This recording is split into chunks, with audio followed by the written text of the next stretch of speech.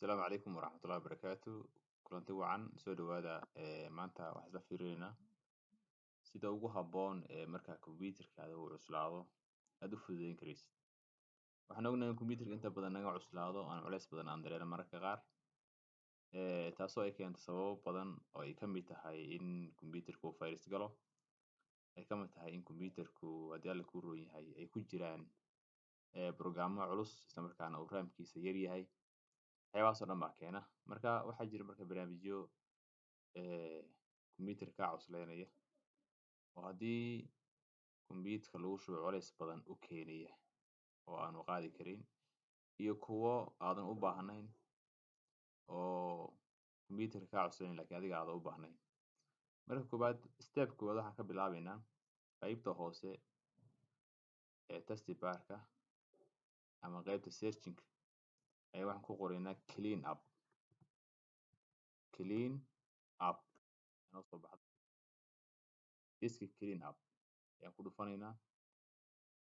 Deetana waxaan leenahay waxaan u baahanay inaanu nadiifino c-deena ama e-da labada drive ee noogu jira. haddana c iyo e ba igu jiro, waa labada drive. Marka kaa doonta adigu maaragtay clean garan karta, laakiin c-da ugu muhiimsan. Marka c-da ayaan leeyahay. sida inoo muuqato khaanadan buu inoo soo saaray. khaanadani qaybtani qofalku saaran yahay waa meelaha uu ka galo fayraska internet ka yimaado, meelaha uu fadhiisto ayay u badan tahay. Marka halkaas ayaad tigta saaraysaa, deetana clean baa leedahay systemkii ayaad clean garanaysaa, deetana okay baa leedahay.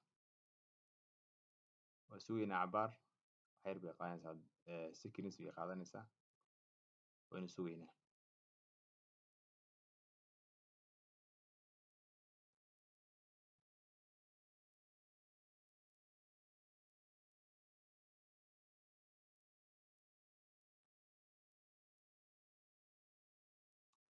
Okay, hadda waxa weeye waa la clean gareeyey oo hadda delete virus iyo waxyaabahaas ii soo saaraya.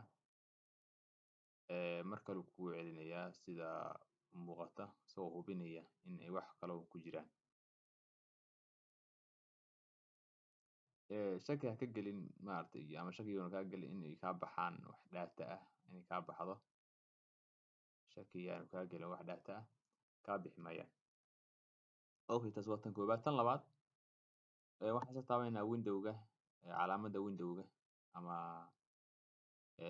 calaamadan halkan ayaanu ka tusaya keyboardka. calaamadan windowga aad arki doontaan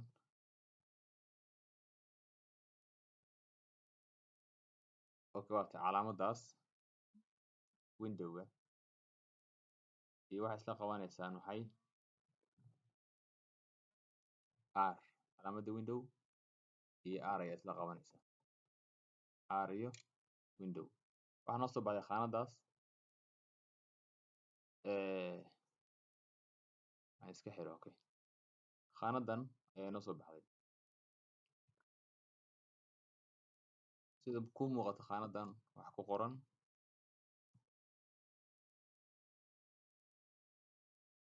waxaan ku qoraynaa percent oo ah boqoley percent ku qoraynaa 10%. marka hore percent ayaan leenahay, haddana 10% ayaan ku qoraynaa, deetana okay ayaan leenahay. wuxuu inoo soo saaraya waxyaabaha aan u baahnayn oo ku jiro kombiyuutarkeena ama kombiyuutarka uu generate gareeyey. waxyaabaha hadda kuu muuqdo dhan waxaan u baahanahay maaha gedigood, wax kombiyuutarka uu faylal uu kombiyuutarka abuuray way. marka uu daaran yahay ama uu shaqaynayo, faylal uu abuuray ayay isaga badan yihiin oo ma aha wax hadda maaragtay aynu u baahannahay ma aha. okay, maxaynu sameynaynaa marka? gidigooda helaad baan saaraynaa, all baan leenahay. waxaan u baahannahay waxaan ma aha haba yaraatee, waa faylal aynu u baahnayn. all control a baan leenahay oo all ah, deetana delete ayaynu leenahay. waxaynu u baahannahay haba yaraatee ma ahan, saas ayaan ku deleteynaa.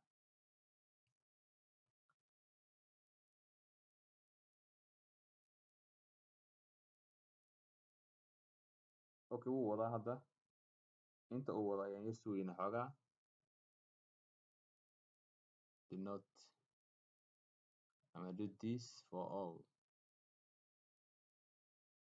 okay skip baan iska dhahaya waxaan waxaa ku jira kuwa hadda uu generate gareynayo oo hadda faylal uu abuurayo ee ku jiro maadaama hadda aan lafteeda ku shaqeynayo marka mostly waa ay baxeen wixii badnaayo dhan waa ay baxeen oo hadda waxa waaye computerkaadu sidaas ayuu nadiif u yahay kuwaana waa kuwa hadda uu abuuray oo faylal uu hadda uu abuuray wey kuwan marka sidaas ayaa computerkaaga ku nadiifin kartaa aad waa mahadsantihiin soo dhawaada mar kale